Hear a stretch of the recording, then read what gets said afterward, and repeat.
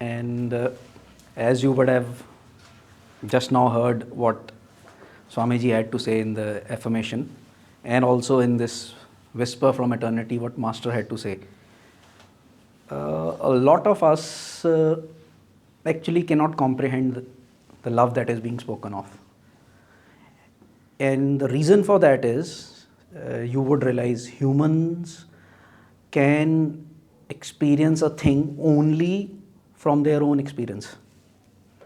If I have, say for example, experienced happiness by getting something from I say for example, I desired something and I get it and I feel happiness. And everyone will not feel the same happiness which I am feeling, which you would realize in your own life. Something makes you happy may not be making the next person happy. But the common factor is you can gauge when someone else experiences happiness and he says, I'm very happy. So what do you take as a reference? You cannot experience what that person is experiencing. You go back to your memory when you had felt maximum happiness. And you say, okay, something similar to this guy is experiencing. So therefore he's happy like this. And that is what we can say. So when we come onto the spiritual path and we hear about the great masters and many people, many disciples, when they talk of the love they have felt, and how do we equate to it? Okay, love. What is the love that maximum I have felt in my life? And you take that as a yardstick.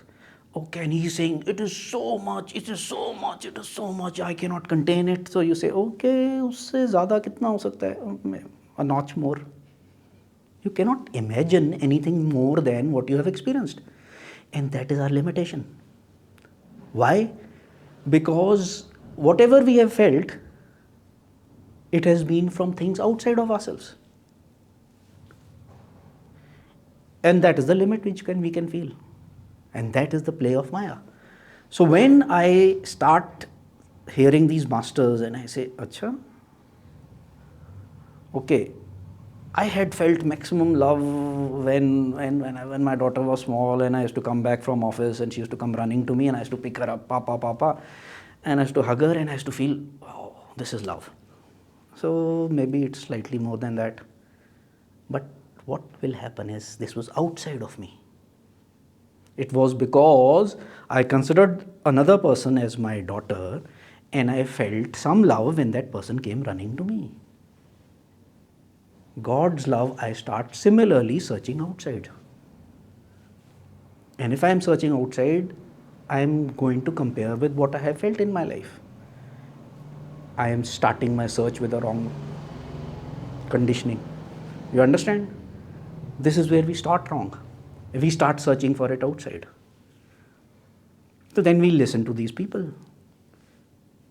I was listening to a talk by Swamiji, wherein he talks that one day when he was with Master in Mount Washington, and they had a meditation, and then Swamiji had to leave the room and come back in the evening. So as a cursory thing, what people do to their guru is that he got up, and in that talk Swamiji tells something.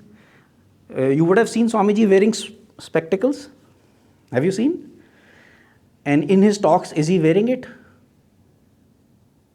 So he explains this. He actually could not see without specs far. Near people he could see. But he realized that whenever he is talking to people, and if there is a glass in between, it kind of creates a block.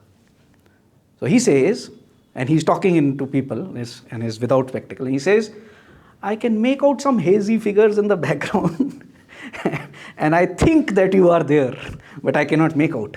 But the magnetism will go through the eyes. And he starts giving the example. He says that on that day in Mount Washington, I got up and I was about to leave the room. So as was customary, I turned around and bent towards Yogananda ji. And he said I could hazily, because I was not wearing specs, I could hazily make out his expression, his face, not his expression. And when I did this, I felt a powerful force come to me, and something started rising in my spine. And I realized such love is coming from him that tears started flowing down my cheeks, and I had to sit down to fathom, to experience what that love was coming. And then I understood, love is not a meek love. It's not a love that is, oh, you are fine, everything will be great. He says the power of love is so much that it can wash over anything. And then he tells, in Philadelphia once, Yogananda ji had taken a talk and he was walking out of the auditorium, and 3 people, hoodlums as you call them, they came and in one corner and surrounded him. He says, take out whatever you've got.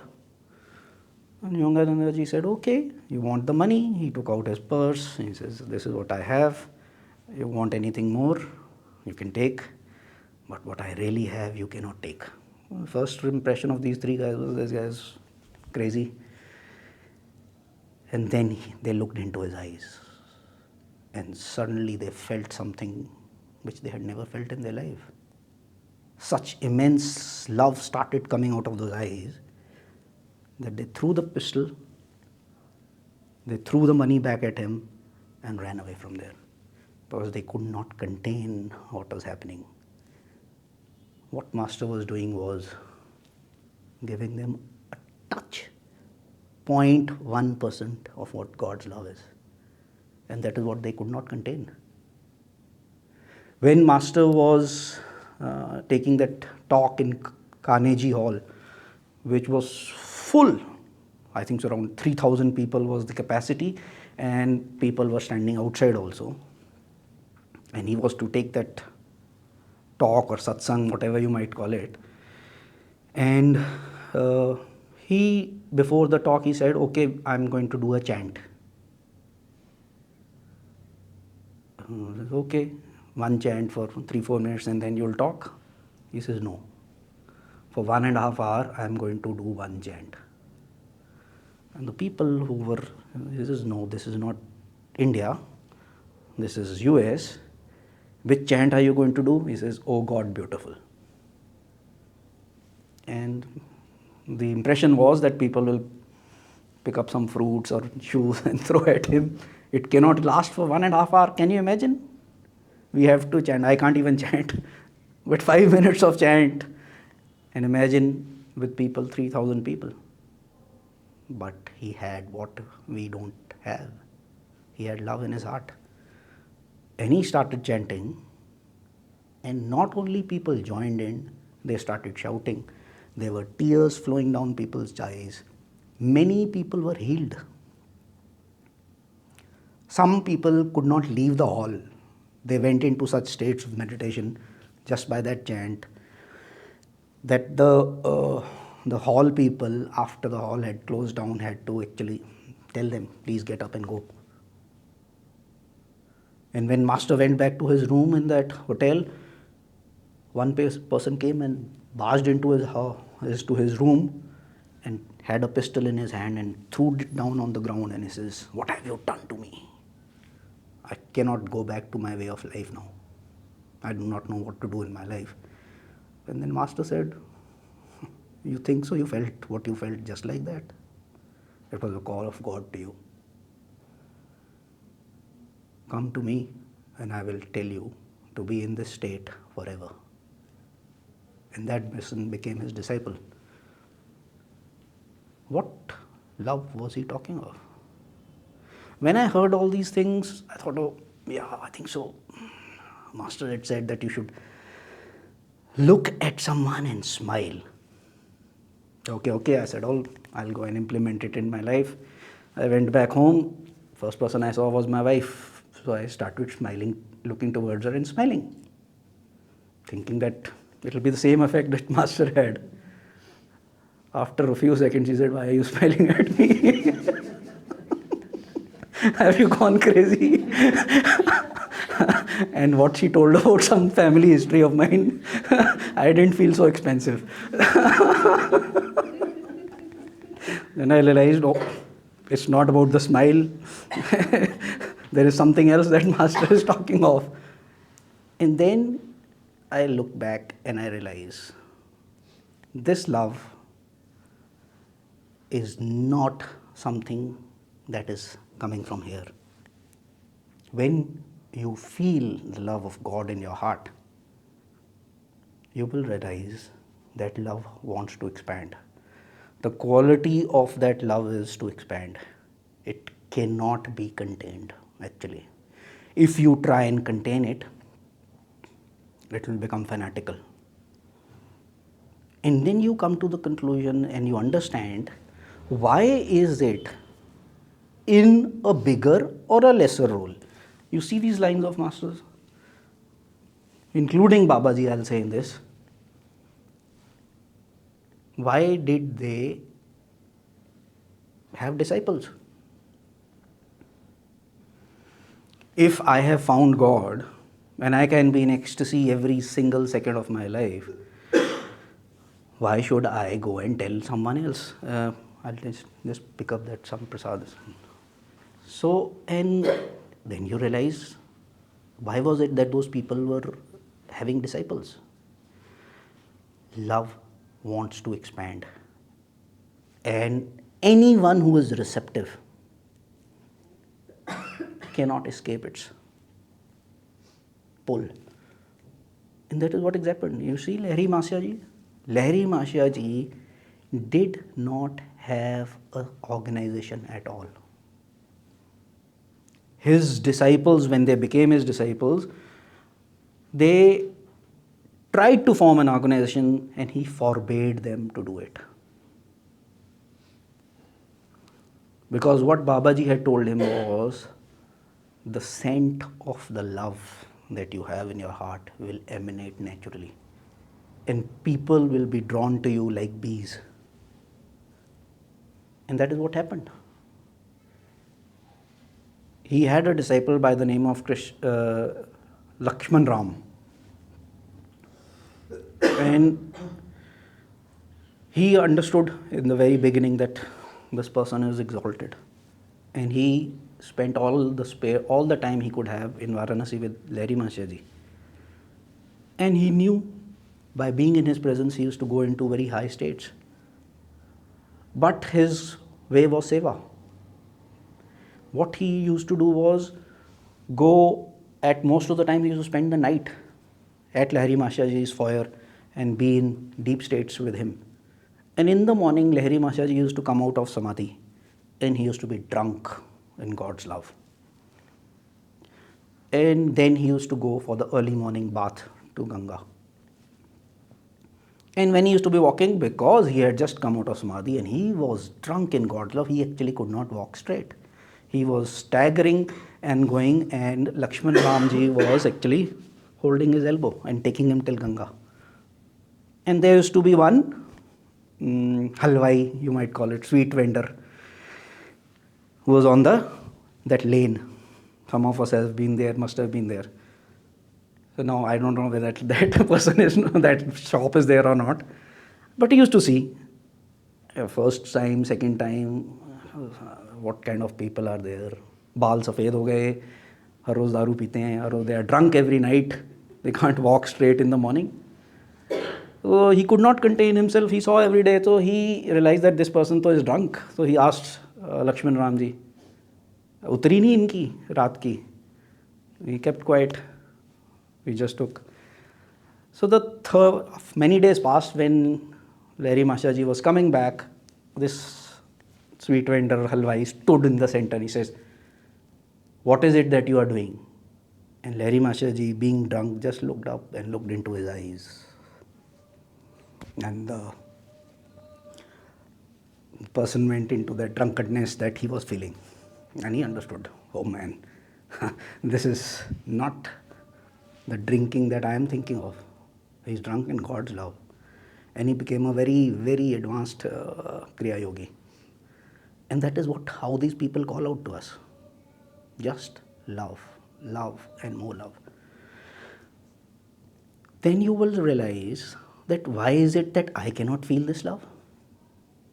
Why isn't Yogananda ji or my line of masters, they are not in the body?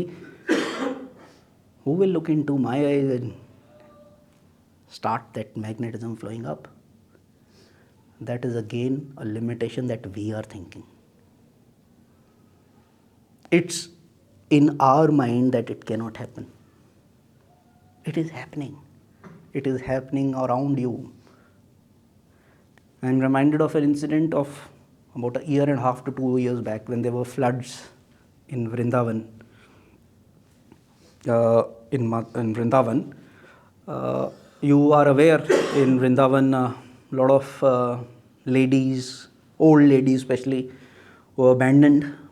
They come to that place, Krishna Nagari chalte hain, and they are in quite bad state. Most of us would have gone there. Quite a lot of them are sitting on the side of the streets and asking for alms. So this story is of a very old lady, and not only she was abandoned, she was old, and when she came to that place, she had no support. So she kept on begging, and suddenly a condition developed in her hip. There was festering, and she could not even move. There was like it was eating her up, and she was lying there on the side. And she prayed to Krishna, "I have come to you. There is no one left in this world. What is to become of me?"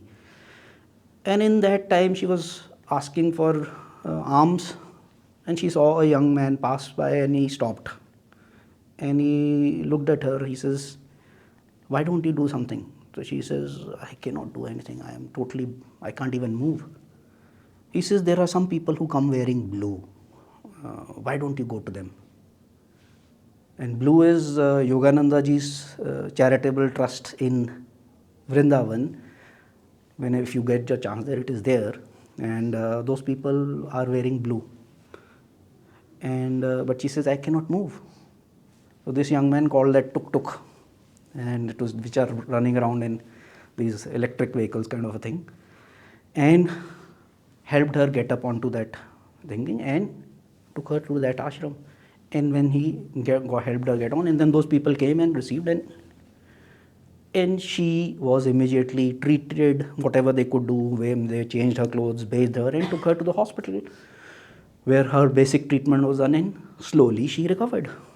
In 2 weeks' time, she could walk, and she was comprehending everything. And then she says, "Where is that young man who brought me here? I can feel this vibration here." So he says, "Was it this person?" "No." Then she looked at it, she says, "You see this picture? He was the one." "What are you talking? He's been dead since 1952. But she said, "It was him. He came and told me, go to the people in blue." "You think he's dead?" In Ahmedabad, the person is a Guru Bhai now, a rich family, a jeweler's family possibly, and father had a very big name. This young man also came up, and he started following the same business. And in a partnership, something happened, and the partner alleged something, went to court, and overnight, all the assets were seized. Not only the assets were seized, the banks were frozen, the bank accounts were frozen. And overnight, from a God-fearing, because the father had never done anything wrong in his life, or donating kind of person, rich, and this person was also very nice. But overnight thing happened, and father could not handle it. He says, "You have spoiled the name of the whole family. For many generations we have, and the way it happened in movies possibly, and in India, he disowned him. He said, 'Get out of my house. I will live alone in this poverty, but I cannot handle this shame.'" And now this young man had nowhere to go. In Ahmedabad, he came out, and he started roaming around in the streets. He tried to call up some of his friends. No one had to do anything with him, that because something had come in newspaper also.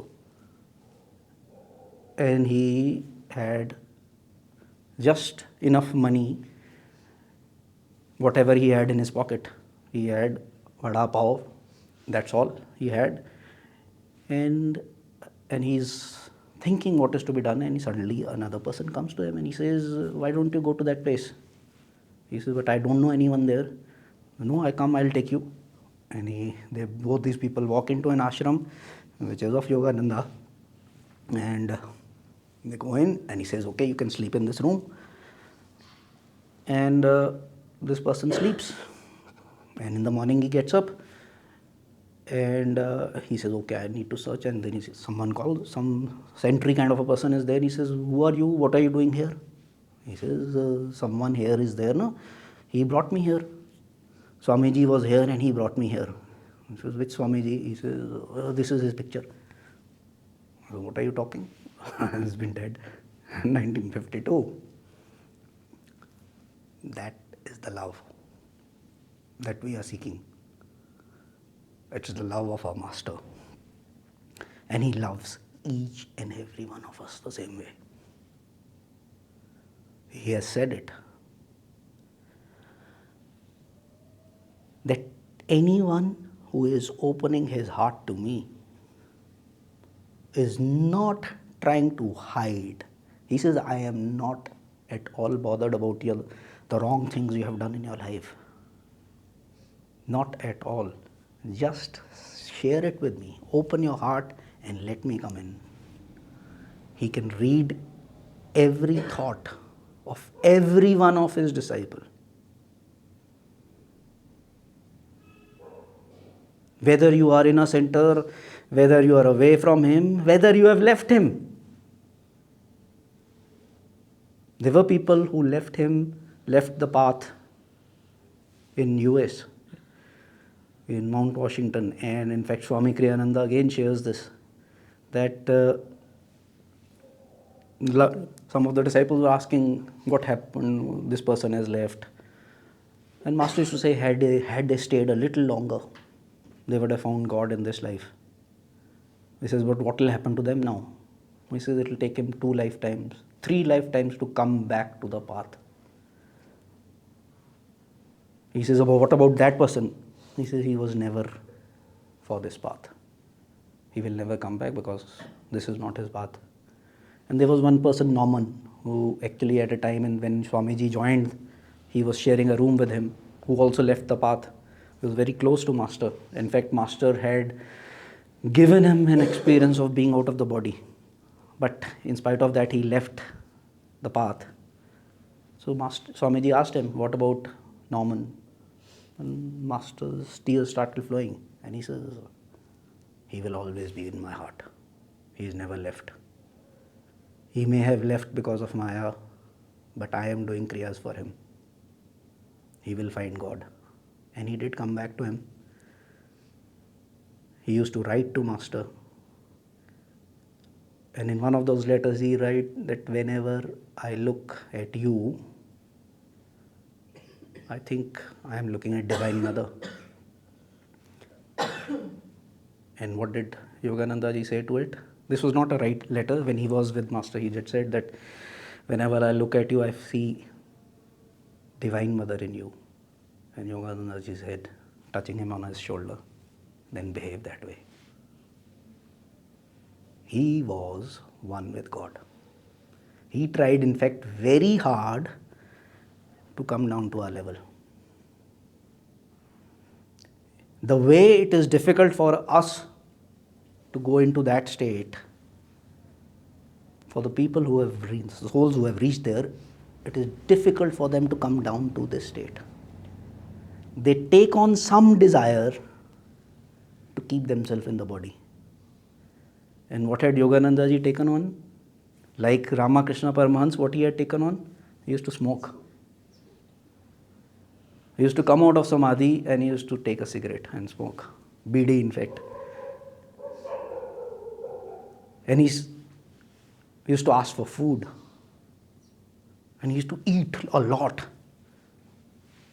And Sharda Ma, his wife, used to say, what is this? I'm embarrassed. So many people are there coming to you. And You eat like a pig. You eating. And he said, the day I will stop asking for food, in 4 days' time I'll leave the body. And that is what happened. It was through the desire of food he was keeping himself in the body. And what Master used to do? He used to collect canes. He had a desire for a coconut water. And why had he that desire? Because that was not available in the US. On 5th of March 1952, one of his disciples who had gone to Hawaii possibly sent a crate of coconuts. And Master was coming in to the ashram, and one of the disciples, and Swamiji was possibly there, he said, so and so has sent these coconuts. And he looked at them and he said, the last desire is fulfilled. Time to go. And he left in 2 days' time. Now imagine what was his love. He had to come down from that state for us. The only way we can repay that love is become like him, realize God in this life. And we have been given this beautiful, beautiful teachings of Kriya Yoga. Do it to this end of life. With whatever devotion you have, with whatever willpower you have, keep on doing it. It's his promise that one of these gurus will come to receive you, and we all can be Jivan Muktas in this life. So let's try and imbibe the love that our master had for us, or all our masters have for us, and spread this love to others. Do not contain it to yourself. Also, do not mistake, like I did, to smile at people just like that. But smile from your heart. No one will be able to resist that love, because, like Master said, it is the true essence of all of us. So thank you so much, Ji.